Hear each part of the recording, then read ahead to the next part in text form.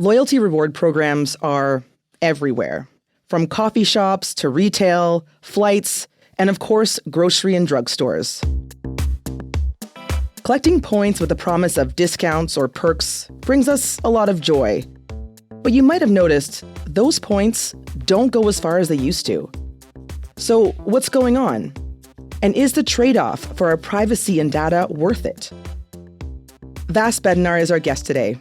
She's the managing director of the Canadian Shield Institute, an independent policy institute focused on strengthening Canada's economic resilience. She'll explain what's going on with these programs, what we give up when we give companies our loyalty, and whether collecting points is even worth it anymore. I'm Cheryl Sutherland, and this is The Decibel from the Globe and Mail. Hi, Vass. Thanks so much for coming on the show. Thank you for having me. So you look at how markets work and for who. So I'm really curious about your relationship to points. Like, do you collect points? Do you spend them? Or are you kind of like a points hoarder? A points hoarder. I do sort of more passively participate in a few points programs. I would say I'm not active as I used to be, but years ago when I made my will, I actually asked about like bequeathing my points because it felt like a form of value that I had. And before I married my husband, I actually felt like it was getting serious when he agreed to merge his PC Optimum program with mine. Because I was like, it's going to be hard to undo this. So if we break up, I'm keeping the points. That's a big deal. Yeah, I feel like for myself, I don't like have all these loyalty programs, but I am very, very tight with the PC points. I don't know what they have that's hold over people, but I am very much like, these points are very important. And I hold them on and I'm like, I have $30 now. And it's just a big deal for me. You got to go on a special day at Shoppers, the like points multipliers days. Yeah, we're all very like, I think there's like many Canadians that can very much relate 100%. to us and being tied to their points. More than half of Canadians participate in that program. Wow. Okay. So let's get the lay of the land in Canada. Like what kind of programs do we have here? We have, all sorts of programs. I think the biggest difference over time that we've seen is a shift from more kind of flat collection based, so collecting stamps, right? Kind of volume based or that kind of OG Canadian Tire money where a loyalty program was like actually a form of pseudocurrency to something that is more personalized, more of a closed ecosystem, more kind of tailored and tied to us, which could make it harder to pool in a household like PC Optimum, and then allows companies to sort of know a little bit more about us in exchange for what we call loyalty. Yeah, and I feel like if you go into any store nowadays, it's like they ask you if you want to sign up for the points. So it's just like it seems to be expanding and expanding. Oh, yeah. Sometimes at checkout when they're like, can I get your email? I'm like, can I get your email? And we were like, what? No. And I'm like, you're making this weird. No, I'm cool. Like, I just want to buy something and move on. Yeah. So also to point out, this is not unique to Canada, right? Like everywhere you go, there are loyalty programs around the world. Mm-hmm. There are loyalty programs everywhere. And they're probably the most direct example of, in what's become a very surveillant economy, a more concrete exchange, right? So in other instances where we see digital companies of all sizes kind of being more extractive, taking as much information from us as they can, that same economy plays out often with loyalty programs. But we, again, have more of a bargain where in exchange for that information sharing, we are receiving something that we or a person perceives to have some sort of value. So I guess there's kind of always two elements with loyalty programs, you know, the terms of that bargain and how much we understand is going on. And then also the stored and potentially eroding value of those. I do think it's like a form of currency of sorts, right? We all kind of mentally might have the value that we have, again, stored up, or might be feeling pressure to spend them by a certain time. And that's one of the main dynamics. Right. So the point of these loyalty programs is kind of to incentivize loyalty from customers, right? Kind of right in the name there. But what exactly is in it for the companies? Like, what do they get out of it? Loyalty programs allow us to be incentivized to purchase more, so spend more and shop more often. So it's in companies' interest, in, of course, a competitive landscape, to find ways to kind of loop or hook us back often with a range of programs, we might self-rationalize, well, we're going to be spending that money anyway. We're going to use a credit card anyway. We're going to get groceries anyway. So you might as well sort of sign up for something. But the reason I find them so interesting and worth looking at beyond the kind of consumer psychology is because they probably represent a shift in pricing strategies overall that's occurring, throughout the online economy in terms of those hyper-personalized offers, right? When you can only access a discount, a particular kind of discount through a loyalty program, then there are also interesting questions there around price discrimination and accessibility. My grandmother's not going to sign up for an app for when she goes for grocery discounts. So are there other ways for her to get a discount on milk, or is she, out of luck? And there's really a value here for companies, right? I mean, there's a value in terms of money, but also data. But can you talk about this value for companies? So, there's the value of data, a range of data, both in terms of what we're consuming, maybe what we look at. For companies, loyalty points reflect like a deferred expenditure, right? So Starbucks is a great example. It's very interesting because their loyalty program, their Starbucks card, is also often a prepaid card.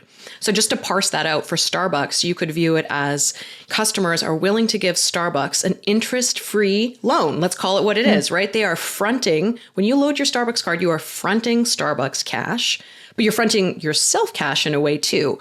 So it represents a liability on their balance sheet because they've promised an exchange of the coffee or, some other treat that they haven't yet given. And that's the same with points. So that means it's for Starbucks, I believe last fiscal year was about $1.8 billion USD, which is huge number, a lot of money, right? A serious thing. So again, sometimes we dress up loyalty. It's gamified, it's cute, but it's a serious kind of financial element for these companies. And because of that kind of deferred liability element, it could create incentives, especially in this kind of inflationary period, for people to depreciate the value of those points or force people to redeem their points faster or more often to sort of prevent that accumulation. And when you call back to Canadian Tire money and that kind of wonderful physicality, I think we've, lots of people experienced that or sort of saw it. You could keep that in a shoebox under the bed and you had what you had. That's changing with loyalty points. Sometimes the bargain, the hook, what brought in, what achieved our loyalty erodes very, very quickly. And that was something I felt I was sort of smelling or picking up on vibes, clicking around Reddit and stuff like that. Yeah, you've argued that the value of these loyalty programs are getting worse for us as consumers. So tell me why you think that. Like, what's going on? So sometimes they just are, right? Sometimes places like hotels are increasing the threshold, how many points you need in order to make a redemption. So when you sit down and kind of do the conversion, you're like, oh, I need to spend $40,000 on my credit card in a year in order to get, one night free at a hotel. Is any of this sort of making sense? And why I noticed it the most was because there was just some chatter. The provincial government here in Ontario was considering amending a provincial law. And that law said that points can't expire. And then it was sort of a headline like, hey, points might be able to expire now. And I was sort of wondering, well, I wonder who's asking for that. I wonder who's putting up their hand and knocking on Premier Ford's door and saying, you know what, those loyalty points, here's a policy priority for you. What if they could expire?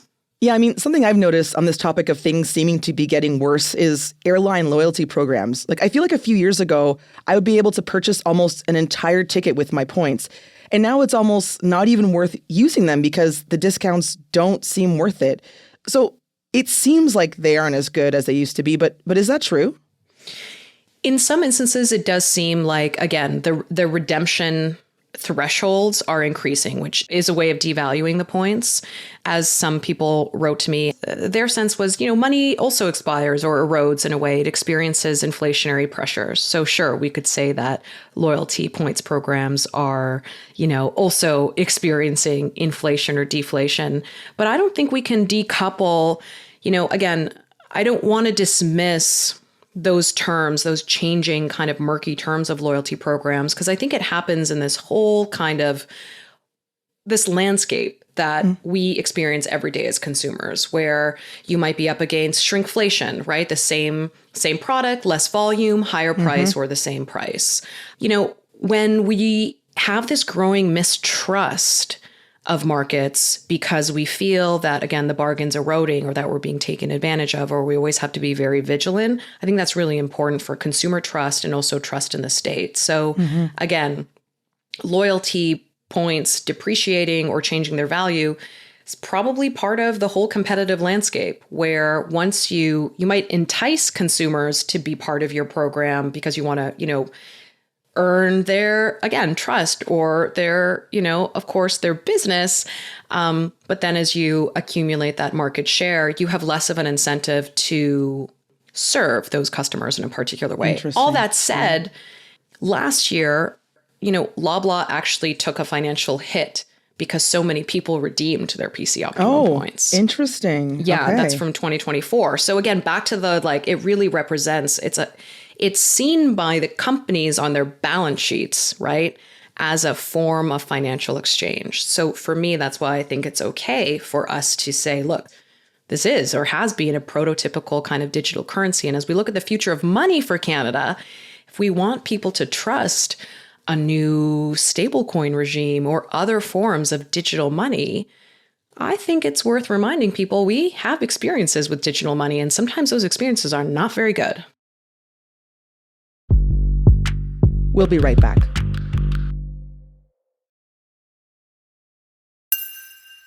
So, Vass, it sounds like the bargain for consumers is getting worse. Like, we give away a lot of our privacy, and yet here we are with all our cards or all of our apps here. Why do people still sign up? Like, why are we so loyal to our loyalty points?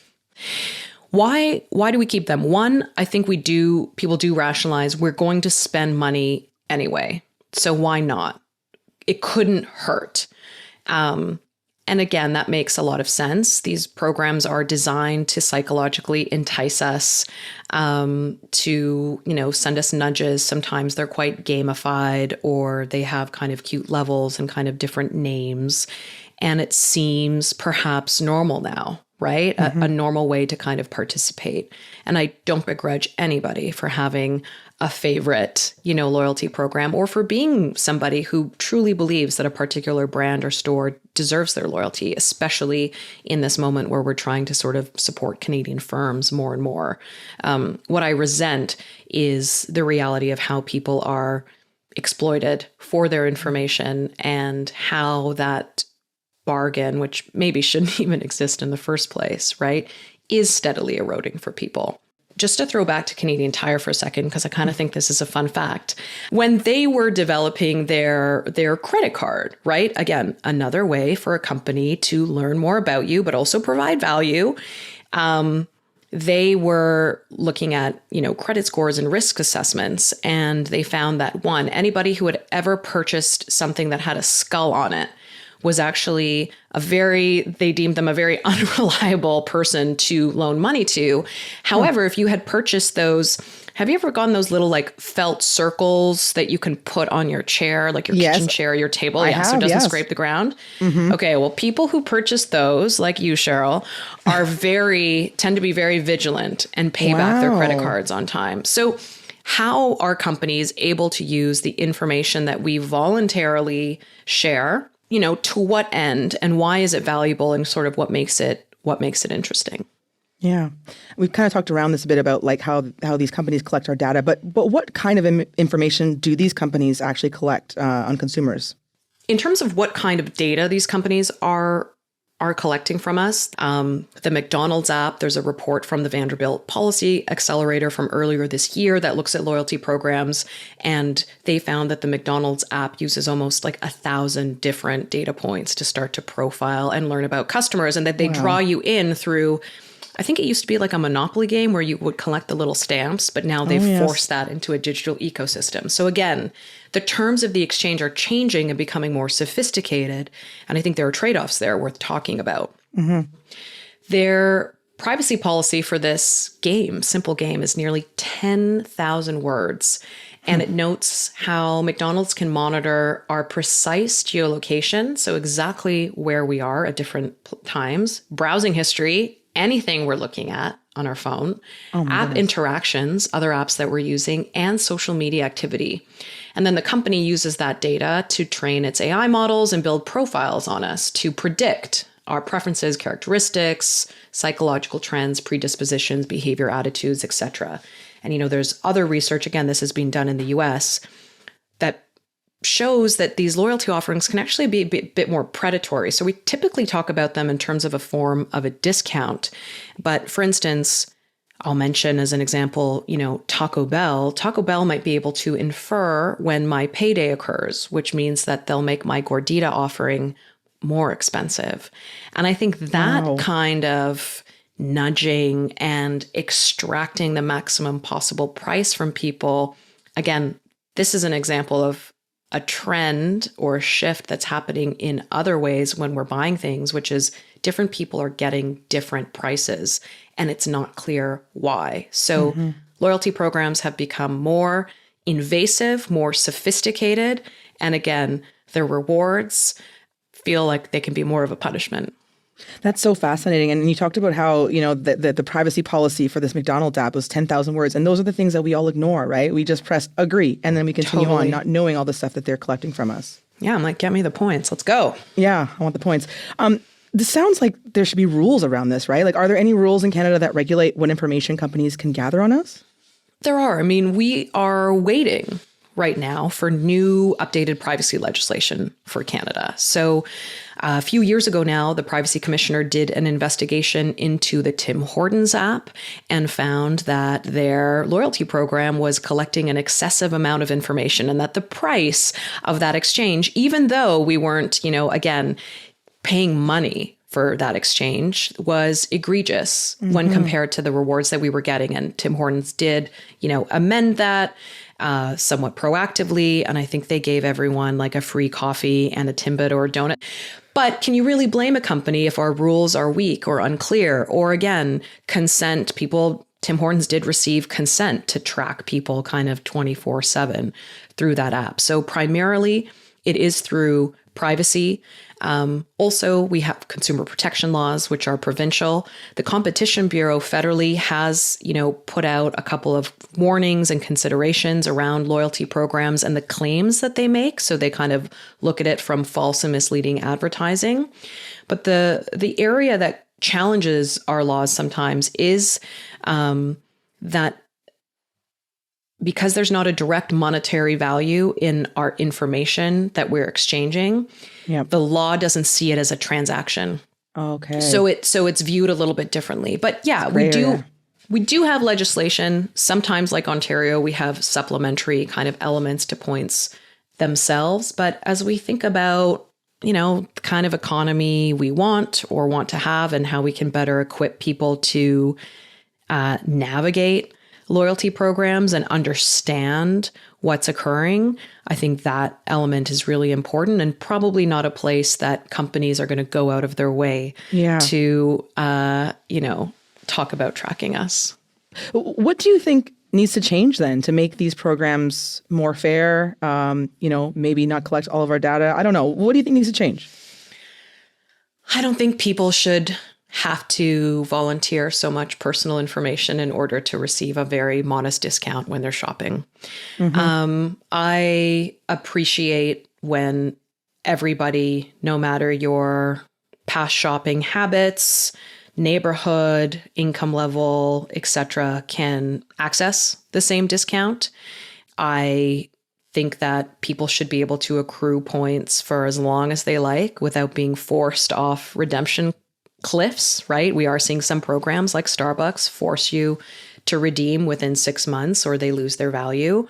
That seems unnecessary. Again, if a company wants to take on that deferred cost and make that exchange, then it should be a true exchange that people can redeem kind of when they want. And shout out to anyone who has the vigilance to even notice some of these elements changing or speak out about it. Again, I think it's easy to scoff and think that caring about these things are silly, but the reality is a lot of people view this as a form of value and a deal that they've made with a company. So as what Cory Doctorow would call as the economy inshitifies, or Tim Wu calls it the extraction economy, right? Taking more and more and more away from us and away from the economy. I don't think we can leave loyalty programs out of that conversation.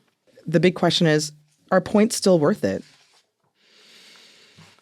I think when you look at everything a company gets to know about us and how we can be exploited, again, for that maximum willingness to pay as a kind of test subject, how much is Vass Bednar willing to pay for a Miss Vicky's bag of chips? I'll tell you a lot. I like those synthetic foods. It goes straight to my brain sometimes. I really need it as a treat.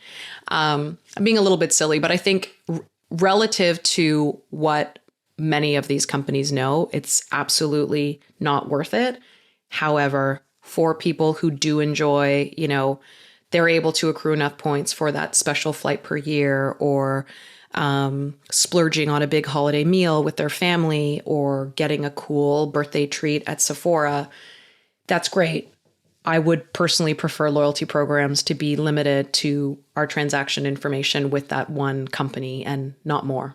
Okay, yeah. And just finally here, what are your tips for consumers in this climate? How do we take back our points power? Consumers exercise power by having choice, by being able to compare prices and kind of keep a kind of competitive pressure and discipline in the marketplace. And that's always going to be important. However, it's not our job as shoppers individually to constantly be watchdogs for potential exploitation of loyalty programs. And unfortunately, we have a pretty weak culture of consumer protection in this country. I guess my main tip is just be prepared for loyalty to lie. And something else I saw online, people were like, just burn your points, just spend them. If you have some, just use them, because you don't know what's going to be around the corner. Yeah, don't collect them for eternity, I guess. That's a good idea. No.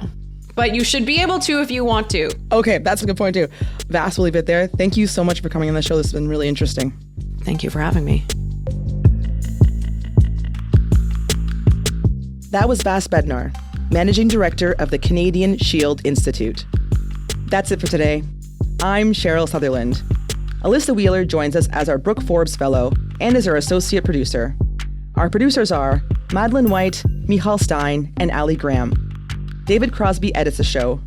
Adrian Chung is our Senior Producer, and Angela Pacenza is our Executive Editor.